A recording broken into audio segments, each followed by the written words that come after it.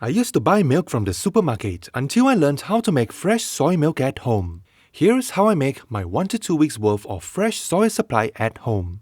So we start off by rinsing and soaking a packet of soybeans in water, then refrigerate it overnight. The next day, I start off by washing the filter bags, and they are nylon filter bags very durable for all the squeezing and twisting later. I wash especially the corners where some dried residue might have been stuck and dunk it in soap and water and rinse it dry. Then I bring out the soaked beans and the blender and fill it with half of beans and half of water going by the height. For measurements, the raw beans to water ratio is about 1:8. See the footnote for more details. I recommend that you make a test batch to find out the consistency that you like before you make it in bulk. When bringing it up to a boil, watch carefully when it starts steaming, as it boils over silently and can create quite a mess. Scoop out any foam that comes along until it reveals a smooth, milky liquid of pure soy milk. This is a 1 to 2 beans water ratio from the blender height after tasting it, and I like its creamy texture, but I wonder how it compares if I increase the water to 1 to 3 ratio. By the way, when transferring a full bag to make way for another bag, do it closely to avoid a dribble mess like I did here. Bring the 1 to 3 sample up to a boil, watching carefully this time as it boils. So on the left is 1 to 3, and the color is much lighter, but on the right is the 1 to 2 that I made earlier with a yellowy, creamier color, and after sampling both, I'll stick to the 1 to 2 ratio.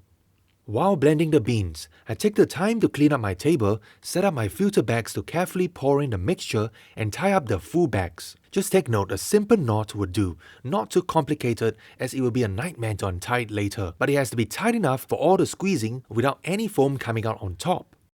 When my main bowl is full, set aside the main bag and empty it into my mega pot with another large filter bag to catch any foam. After blending finish all the beans, we do a quick cleanup of our workstation and put away our Tasmanian blender for the next exciting part, the squeeze.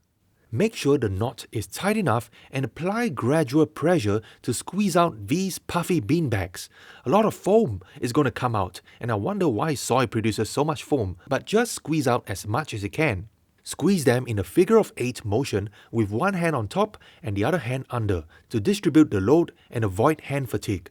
I usually fight the law of diminishing returns until I no longer get a stream of soy milk. Make sure you really wash your hands so that you can declare this not just homemade but handmade soy milk. Sometimes Natasha likes to help with the squeezing too.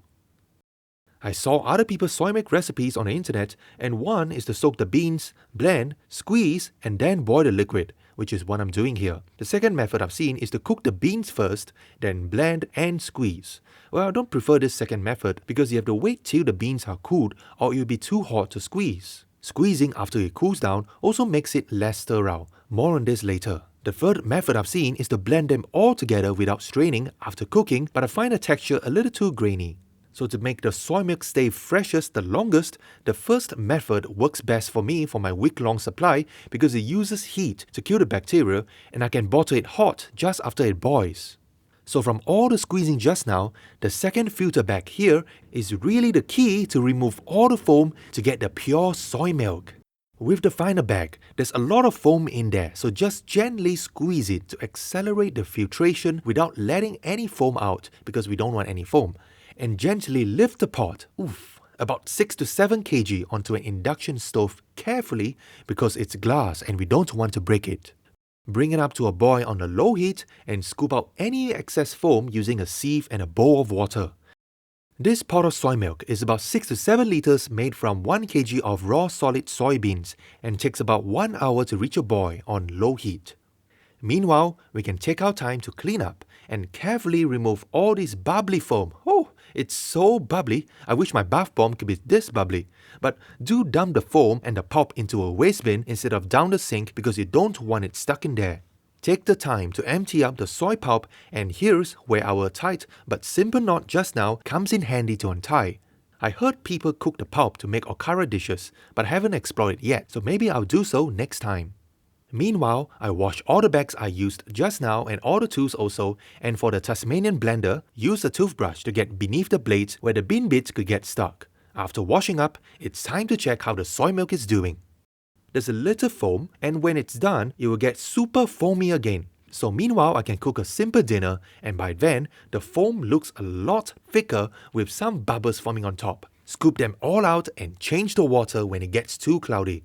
Temperature checked, 86 degrees, and it will erupt at roughly 95 to 98 degrees, so it's almost there, probably about 10 more minutes. This is a critical step, so watch carefully and to avoid any mess. As it rises, turn off the heat and start bailing out the foam to reveal the pure soy milk. The colour is a little more beige than the pure white foam. Once all the foam is out, the water level goes back down to where it was before it erupted and set the pot aside uncovered to cool. Last time I used to bottle it straight away, but one bottle turned into sour bean curds, which I suspect turned bad because there was probably some bacterial residue in the bottles. So to protect my weekly investment, I sterilized my bottles using hot water. Well, it's not 100% sterile in a medical sense, but it's still a lot cleaner than just washing a bottle and air drying it. And my soy milk after this could last more than a week, still tasting fresh.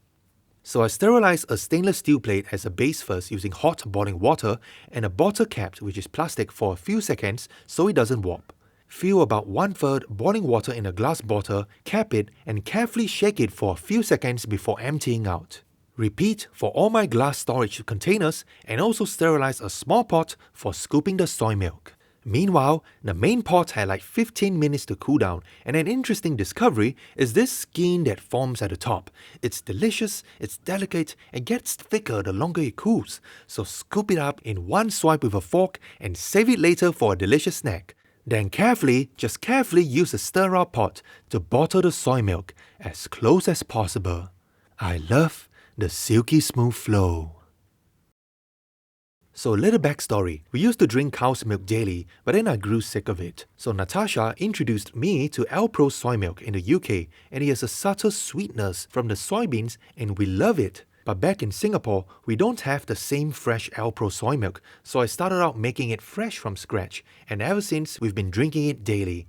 In fact, after we first moved into our new home after renovation, soy milk is one of the first things I make to keep our daily morning drink going, as we prefer the freshness compared to the supermarket. My second discovery after emptying the pot is this brown skin at the bottom. Scrape off the skin with a spoon and I get something juicy, which reminds me of tau pok or fried bean curd skin. Interesting. I used number 3 of my induction stove for this pot and it turned out well, but here's another batch I made using a smaller pot and a higher number 5, and the bottom skin turned out darker and the soy milk has a slight burnt taste. Well, if you like it, great, but Natasha prefers without the burnt taste, so use a lower setting if you can. It's critical to ensure that the batch turns out good. So while waiting for the bottles to cool before putting it into the fridge, stand a chance to get free hugs if you also wash the pot, and I find using a green scouring pad with soap most effective to get the sticky soy bits off the pot. The next day, my fresh soy milk is cooled, but one thing I don't get is why is it harder to uncap the bottle, almost like there's some gas trapped in there. Well, I guess there's some buildup of water vapor after the soy milk cools in the bottle, causing some pressure difference. So to open it easier, I put a rubber band around the cap to unlock my soy milk. Now let's compare it with a supermarket brand soy milk. Color-wise, it's a little lighter, like the 1:3 ratio I made earlier. Texture-wise, packet soy milk on the left is a lot thinner, whereas homemade on the right has a more floral, beany scent and a creamier feel. The homemade version allows me to control the amount of water to add to make a thicker, more nutty soy milk with a slightly sticky mouthfeel.